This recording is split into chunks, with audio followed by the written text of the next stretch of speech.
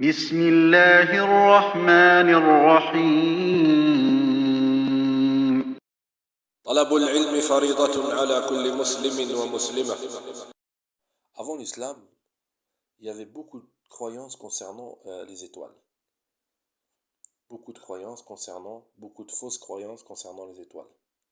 Donc on pensait que ces étoiles, ils géraient l'univers. Ces étoiles, ils géraient l'univers avec Allah. Et ils pensaient que ces étoiles pouvaient leur donner l'avenir. On pouvait savoir ce qui allait se passer dans l'avenir grâce aux étoiles. Et ils pensaient que grâce à ces étoiles, on pouvait connaître un mal et on pouvait se protéger d'un mal. Donc toutes ces croyances, c'était des fausses croyances que les êtres humains ont appris de Shaitan. Car celui qui a ramené le shirk sur terre, c'est Shaitan. C'est lui le premier qui a ramené l'association sur terre. Le shirk, c'est Shaitan. Donc le prophète sallallahu alayhi wa sallam est venu pour enseigner à cette communauté les vraies croyances concernant les étoiles. À son époque, Quraysh, quand ils avaient besoin ou ils voulaient la pluie, ils allaient demander aux étoiles. Quand ils voulaient entreprendre quelque chose, ils étaient hésitants dans un voyage ou bien pour faire un choix, ils allaient voir les étoiles et ils demandaient un avis. Donc le prophète sallallahu alayhi wa sallam nous a enseigné la prière al-istisqa, la prière de la demande de la pluie. Et il leur a enseigné salat al-istikhara. Si tu veux entreprendre quelque chose, prie, demande à Allah. Pourquoi demander à la créature alors que tu peux demander au créateur? Pourquoi demander à une créature faible qui peut ni te nuire ni te faire du bien et délaisser celui qui est capable de tout? Pourquoi demander à une créature qui elle-même adore Allah et ne pas demander directement à Allah alors qu'Allah subhanahu wa ta'ala te dit Ud'ouni astajib lakum. Demandez-moi, je vous donne. Donc ces étoiles que tu vois au-dessus de toi, c'est des créatures qu'Allah a créées et qui, elles-mêmes, l'adorent. Allah dit dans le Coran Alam tara anna Allah yasjudu lahu man fi samawati wa man fi al-ard yasjudu lahu man fi samawati wa man fi al-ard wash-shamsu wal-qamaru wan-nujum. Donc Allah dit dans le Coran, ne vois-tu pas que sur terre et dans les cieux, toute chose se prosterne pour glorifier sa grandeur. Alam tara, ne vois-tu pas, anna Allah yasjudu lahu man fi samawat, que tout ce qui est dans les cieux se prosterne et glorifie Allah, et tout ce qui est sur terre se prosterne et glorifie Allah. Tout ce qui est dans les cieux et sur terre glorifie et se prosterne pour Allah. Même le soleil, la lune et les étoiles. Tout ce qu'il y a sur terre, tous les animaux, les insectes, les êtres humains se prosternent pour le glorifier. Tous les animaux du ciel qui sont dans les cieux se prosternent et glorifient sa grandeur. Même les animaux qui sont sous les mers se prosternent et glorifient sa grandeur. Le seul qui a refusé de se prosterner, c'est Iblis. Illa Iblis aba wastakbara wa kana min al-kafirin. Et tous ceux qui ont suivi son chemin, tous ceux qui ont suivi le chemin d'Iblis, ne se prosternent pas devant Allah. Ne se prosternent pas pour glorifier la grandeur d'Allah. Mais tout ce qui est en dehors d'eux, tout ce qui est en dehors d'eux se prosterne. Que ce soit les êtres humains, ou bien les animaux, ou bien les anges, ou bien les djinns. Le seul groupe qui ne se prosterne pas, c'est Iblis et ceux qui ont suivi son chemin. Ash-Shaytan al-Rajim. Donc il nous dit dans ce verset que les étoiles se prosternent et glorifient Allah.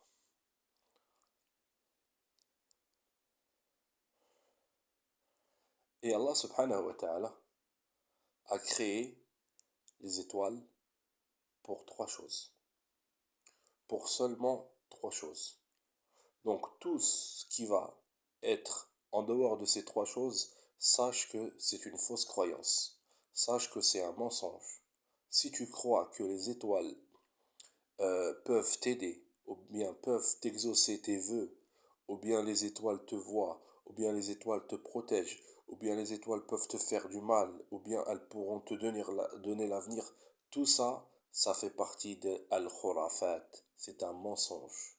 Et si tu crois que grâce aux étoiles, tu peux savoir l'avenir, alors là, tu es tombé dans du shirk. Tu es tombé dans du kufr. Car le prophète sallallahu alayhi wa sallam a dit Man iqtabasa ilman min al-nujum iqtabasa shu'batun min al-sihr. Celui qui apprend une science parmi les sciences de l'astrologie a certes appris une science parmi les branches de la sorcellerie. Et il dit dans un autre hadith Man ata arrafan fasaddaqahu bima yaqul faqad kafara bima unzila ala Muhammad.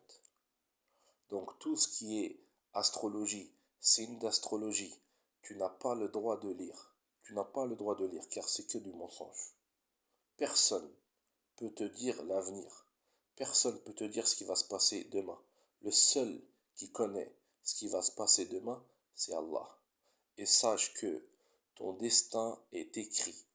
Tout ce qui va se passer dans ta vie, ça a été écrit. Celui qui peut t'aider, le seul qui peut t'aider, c'est Allah subhanahu wa ta'ala. Donc pourquoi aller chercher de l'aide vers des choses qui pourront jamais t'aider? Des choses qui, elles-mêmes, ont besoin d'aide. Ces choses qui sont faibles et délaissées, le puissant, celui qui est capable de tout, le créateur de toutes choses. Alors que lui-même te demande de lui demander. Ud'ouni astajib lakum. Demandez-moi, je vous donne. Et là, on voit que shirk, c'est une bêtise que Iblis a enseignée aux êtres humains. Pourquoi demander à une créature faible alors que tu peux demander au créateur puissant, fort, celui qui est capable de tout, le riche, celui qui est généreux, le plus généreux des généreux, le puissant, le roi des rois. Et tu vas délaisser cette force et aller voir la faiblesse, aller voir des créatures qui, eux-mêmes, ne peuvent pas s'aider eux-mêmes. Tu vas aller voir des créatures qui peuvent même pas s'aider eux-mêmes. Le shirk, c'est la plus grande bêtise qu'il y a sur terre. C'est pour ça que si tu examines le shirk, tu verras que c'est très très bête. Comment adorer des statues que toi-même tu as créées, des statues que toi-même tu as construites. Ils construisent des statues, puis ils les adorent. Ils vont voir des morts et leur demandent. Alors que la personne, quand elle meurt, elle n'est même pas capable de s'enterrer elle-même. On la prend, on la lave, on l'enterre. Alors qu'elle n'est même pas capable de s'enterrer. Et puis après, quand elle est sous terre, les gens vont et lui demandent de l'aider. Alors qu'elle est morte. Comment tu peux demander à quelqu'un de faible, à quelqu'un de mort, et laisser celui qui ne meurt jamais?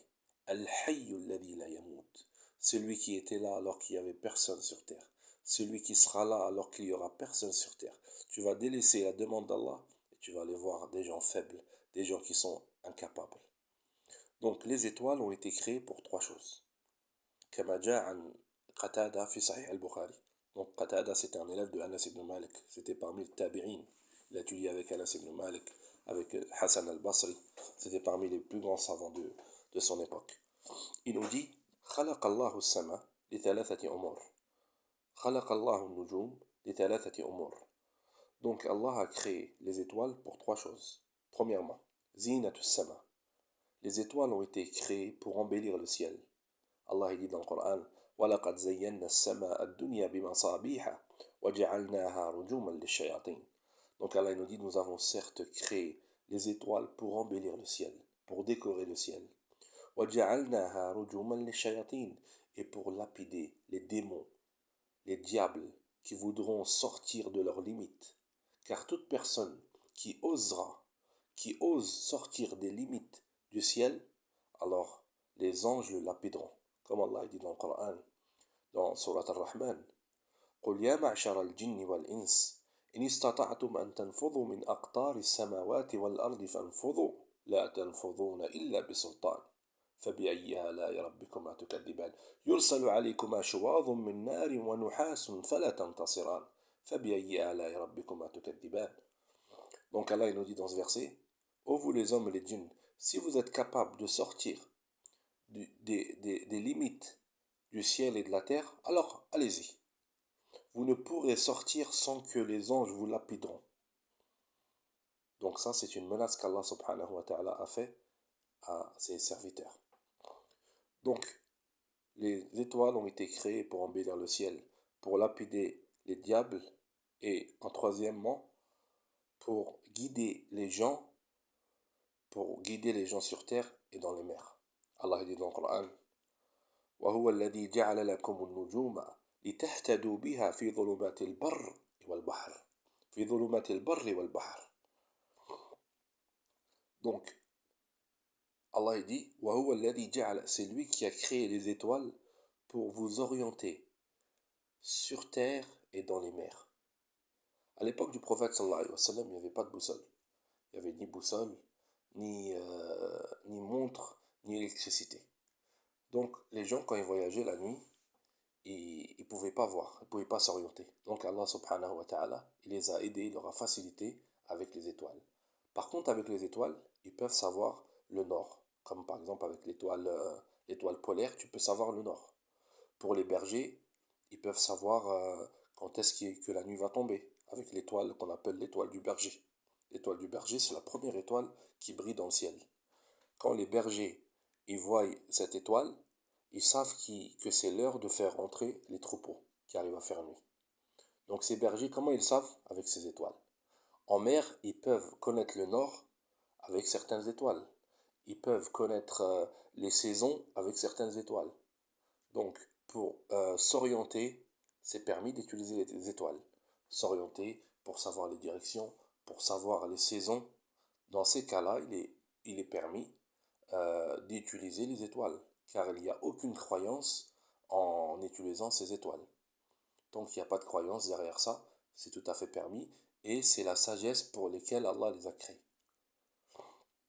Donc, je répète, les étoiles ont été créées pour trois choses. Embellir le ciel, lapider les diables, et pour s'orienter, et connaître les saisons.